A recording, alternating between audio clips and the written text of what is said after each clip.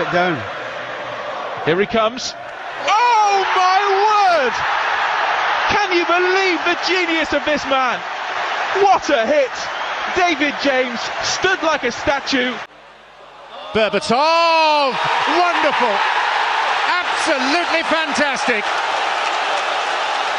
A sublime goal. Rooney!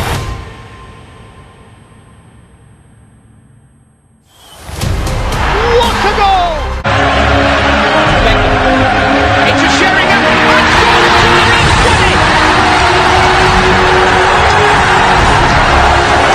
Manchester United have reached the promised land.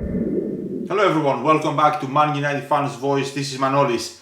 As most of you might already know, when there are no United games to analyze and talk about, what I usually like to do is go through the subjects that have caused the most conversations and the most debates amongst United fans and give my opinion and my thoughts on those specific conversations. Then I read your thoughts and we kind of exchange our opinions on those specific subjects.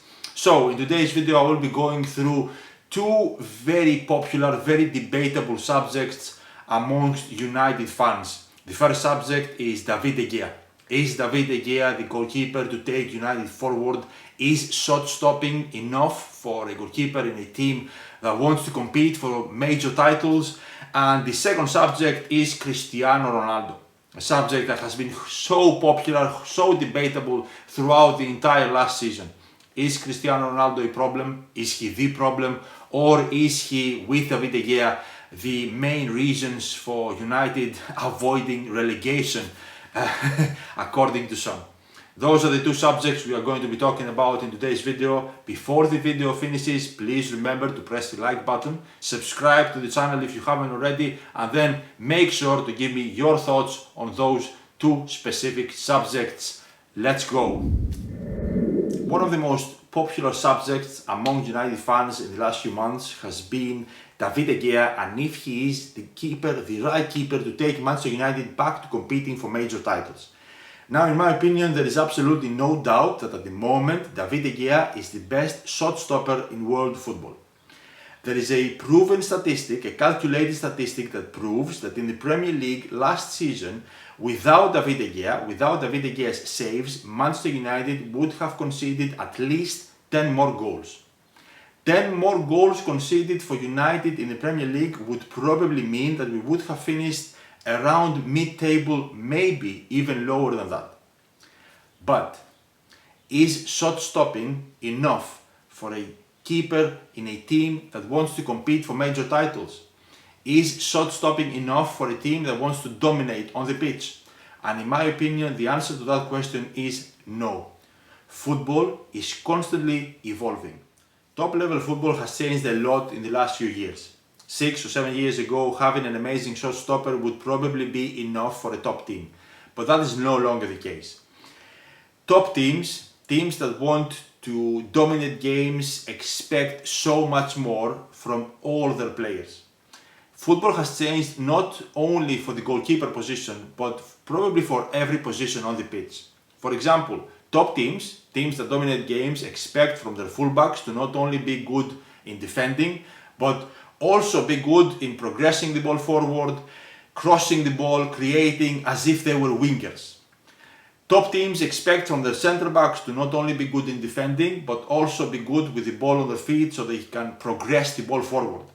They expect from their strikers to not only score goals, but also press the opposition defence.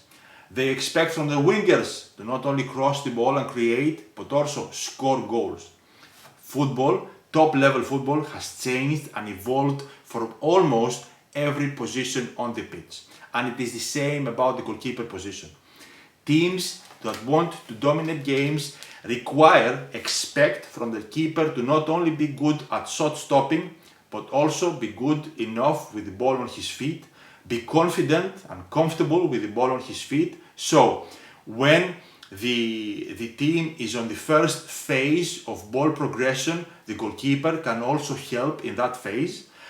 When the team has the ball on the final third, the goalkeeper is good enough, comfortable and confident enough to come out of his box. In our last game against Liverpool at Anfield, Alisson had more passes than the entire central midfield of Manchester United. Alisson in that game had 51 passes. Manchester United's central midfield players had a combined of 50 total passes. The goalkeeper of Liverpool had more passes in that game than Manchester United's entire central midfield.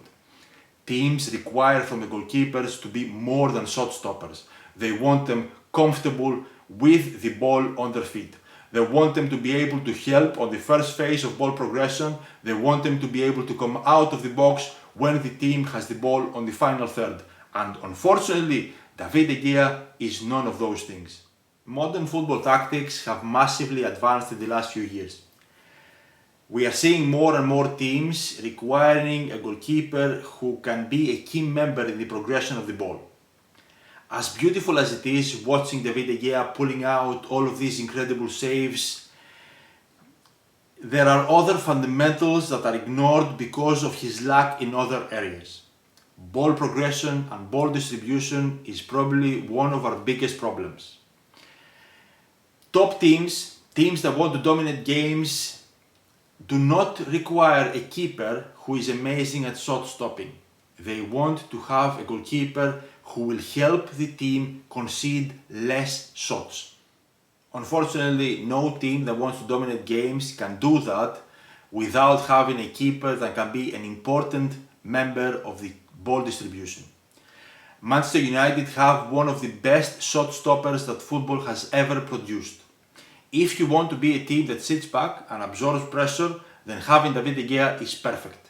But if you want to be a team that dominates the games, dominates the tempo, controls the position of the ball, then you need a keeper who is comfortable with the ball on the feet, who can be a key member of the ball progression. Now, of course, David De Gea is not one of Manchester United's main problems at the moment. He's probably not the first problem, the second problem, the third or the fourth problem.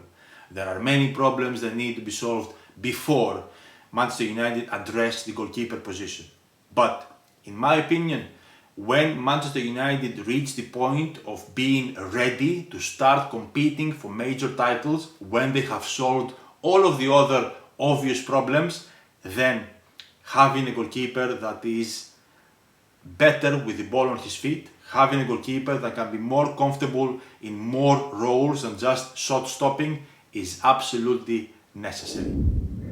Our second subject for today is probably the most debatable, most popular subject, maybe in the same level as the debates about Manchester United's next manager. And this subject is Cristiano Ronaldo. Some people argue that Cristiano Ronaldo is a problem. Some people argue that Cristiano Ronaldo is the problem for Manchester United. Some people say that without Cristiano Ronaldo and his goals, United would probably be in a relegation battle. In my opinion, Cristiano Ronaldo is not the problem, but at the same time, Cristiano Ronaldo is not the reason that Manchester United have avoided the relegation battle.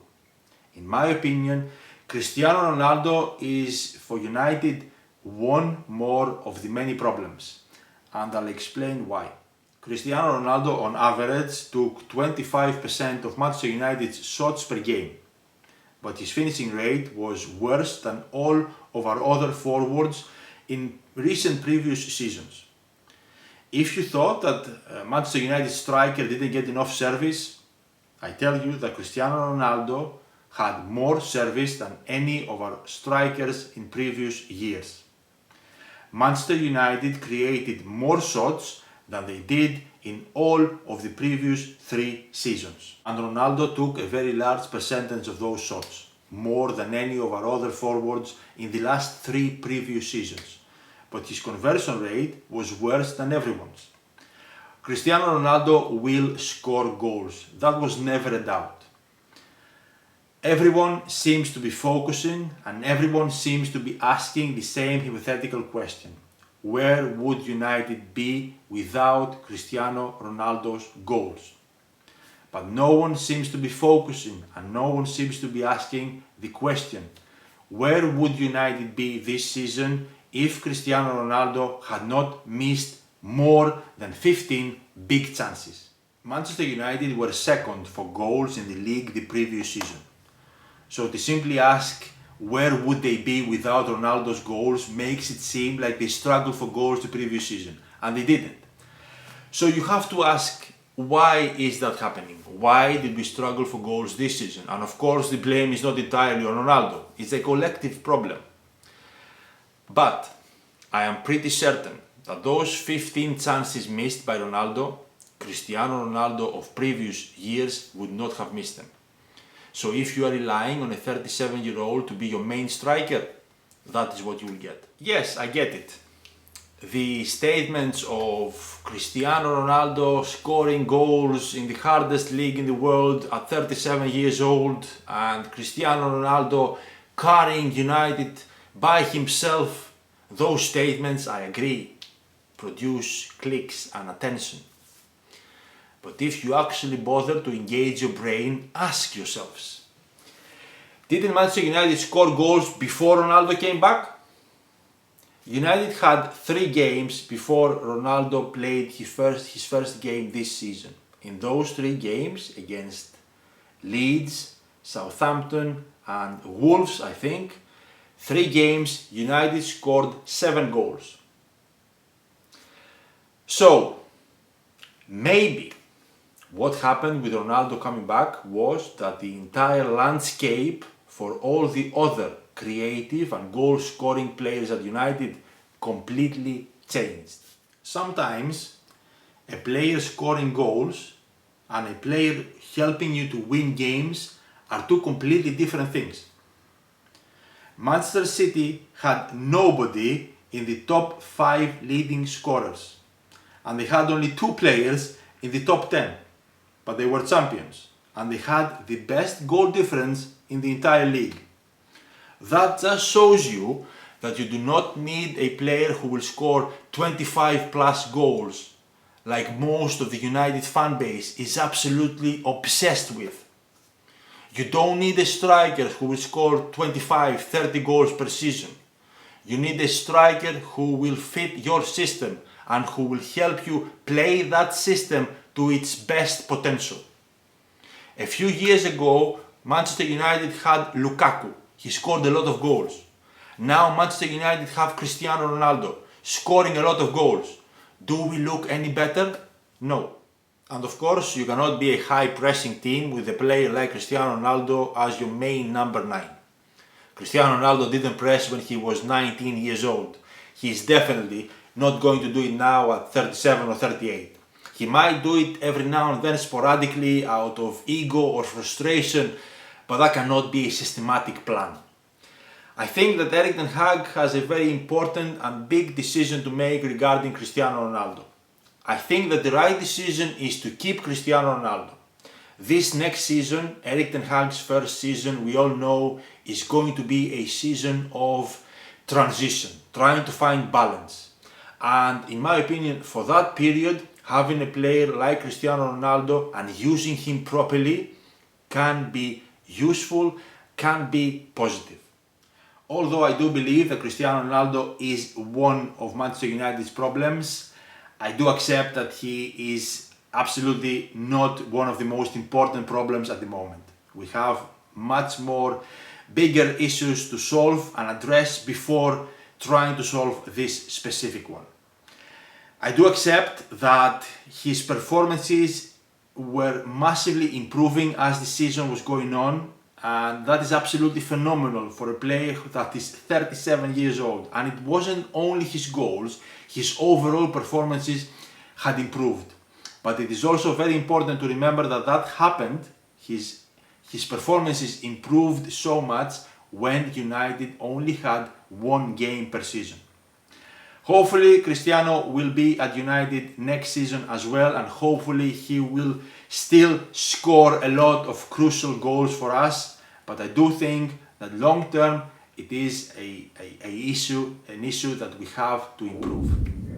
And this is the end of today's video. I hope you enjoyed it. Please remember, if you enjoyed it, press the like button, that is very important.